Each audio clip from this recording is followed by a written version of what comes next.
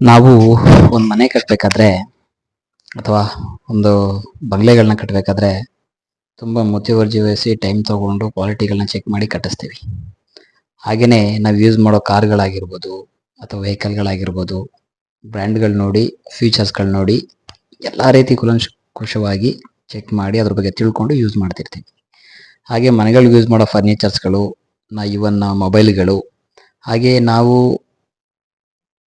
ತಗೊಳ್ಳುವಂಥ ಬಟ್ಟೆಗಳು, ಈವನ್ ನಾವು ಕಾಲ್ಗೆ ಹಾಕೊಳ್ಳೋ ಚಪ್ಪಲಿಗಳು, ಶೂಗಳನ್ನೂ ಕೂಡ ಬ್ರ್ಯಾಂಡ್ಗಳನ್ನ ಚೆಕ್ ಮಾಡಿ ಅದರ ಮೂಲಗಳನ್ನ ಚೆಕ್ ಮಾಡಿ ಟೈಮ್ ತಗೊಂಡು ಸರ್ಚ್ ಮಾಡಿ ಮಾಲ್ಗಳಿಗೆ ಹೋಗಿ ಪರ್ಚೇಸ್ ಮಾಡಿ ನಾವು ಯೂಸ್ ಮಾಡ್ತಾ ಇದ್ದೀವಿ. ಹಾಗೆಯೇ ನಾವು ಸಾಕುವಂಥ ಪೆಟ್ಸ್ಗಳಾಗಿರ್ಬೋದು, ಪ್ರಾಣಿಗಳನ್ನ ಟೈಮ್ ಕೊಟ್ಟು ಮುತುವರ್ಜಿ ವಹಿಸಿ ಅವುಗಳ ಜೊತೆ ಒಡನಾಟ ಇಟ್ಕೊಂಡು ಸಾಕ್ತಾ ಇದ್ದೀವಿ.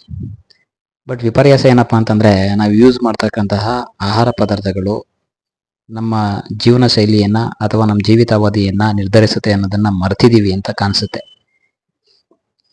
ಬಣ್ಣ ಬಣ್ಣದ ಬ್ರ್ಯಾಂಡ್ಗಳು ನೋಡಿ, ಪ್ಯಾಕಿಂಗ್ ಸಿಸ್ಟಮ್ಗಳು ನೋಡಿ, ವಿಷ ಪದಾರ್ಥಗಳನ್ನ ನಾವು ತಿಂತಿರೋದು ಎಷ್ಟೋ ಮಟ್ಟಿಗೆ ಸರಿನೋ ತಪ್ಪೋ ನಮ್ಗೆ ಗೊತ್ತಾಗ್ತಿಲ್ಲ. ಈ ಆಹಾರ ಪದ್ಧತಿನೇ ನೆಕ್ಸ್ಟ್ ಜನ್ರೇಷನ್ಗೂ ಕೂಡ ನಾವು ಹೇಳ್ಕೊಡ್ತಾ ಹೋಗ್ತಾ ಇದ್ದೀವಿ. ಸೊ ದೊಡ್ಡ ದೊಡ್ಡ ಬ್ರ್ಯಾಂಡ್ಗಳು ಅವುಗಳ ಮೇಲೆ ನಂಬಿಕೆ ಇಟ್ಟು ಪ್ಯಾಕಿಂಗ್ ಸಿಸ್ಟಮ್ ನೋಡಿ ಅದು ವಿಷಾನ ಹೆಲ್ತಿನ ಚೆಕ್ ಮಾಡದೆ ತಿಂತಾ ಇದ್ದೀವಿ. ನೆಕ್ಸ್ಟ್ ಜನ್ರೇಷನ್ಗೂ ಕೂಡ ನಾವು ಇದನ್ನು ಹೇಳ್ಕೊಡ್ತಾ ಹೋಗ್ತಾ ಇದ್ದೀವಿ. ಇದನ್ನೆಲ್ಲ ಹೊರತುಪಡಿಸಿ ನಾವು ನೇರವಾಗಿ ರೈತರ ಹತ್ರನೇ ಖರೀದಿ ಮಾಡಿ ಆಹಾರ ಪದಾರ್ಥಗಳನ್ನ ತಿನ್ನೋದ್ರಿಂದ ಎಷ್ಟೋ ವಿಷ ಪದಾರ್ಥಗಳನ್ನ ಅವಾಯ್ಡ್ ಮಾಡ್ತಾ ಹೋಗ್ಬೋದು. ಖಂಡಿತವಾಗ್ಲೂ ಹೌದು, ಒಂದೇ ಒಬ್ಬ ರೈತ ಎಲ್ಲ ರೀತಿಯ ಆಹಾರ ಪದಾರ್ಥಗಳನ್ನು ಬೆಳೆದುಕೊಡೋಕೆ ಸಾಧ್ಯನೇ ಇಲ್ಲ. ಆದರೆ ಒಬ್ಬ ರೈತ ಇತರೆ ರೈತರುಗಳಿಂದ ನಮಗೆ ಬೇಕಾದಂಥ ಆಹಾರ ಪದಾರ್ಥಗಳನ್ನು ಸಹ ತರಿಸ್ಕೊಡೋ ಜವಾಬ್ದಾರಿಗಳು ತಗೊಂಡ್ರೆ ಖಂಡಿತವಾಗ್ಲೂ ನಾನು ನೇರವಾಗಿ ರೈತರ ಹತ್ರನೇ ಪರ್ಚೇಸ್ ಮಾಡೋ ನಿರ್ಧಾರಗಳನ್ನ ದಯವಿಟ್ಟು ಮಾಡೋಣ. ಯಾಕೆಂದರೆ